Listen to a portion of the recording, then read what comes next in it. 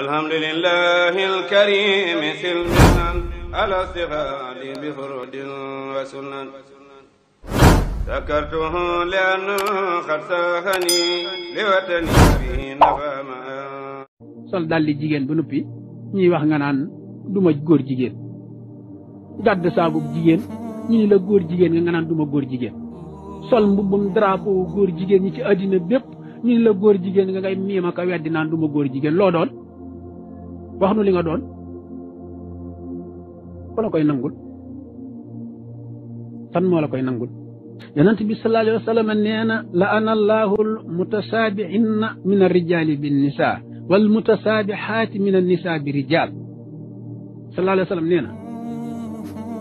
yàlla na yàlla rëbb kuy nirulu góor guy nirulu jigéen yàlla na yàlla rëbb góor guy colug jigéen yàlla na yàlla rëbb jigéen ji colug góor yàlla na yàlla rëbb jigéen ji nirulu góor. la ñuy dendalu turam ak góor jigéen yi lii mooy question bi ay baayam ak i maamam ñoo fi nekkoon te ñaawluñ mbir yi ay magam naka noonu ñi mu tollool génération ak i rakam même chose moom kott la ñuy tudd teg ci wetam borom ñaari tur yi parce que boo defee benn mën nañ ni njuumte la nga defaat ñu ne peut-être da ngaa weex donc mais boo ko tollantee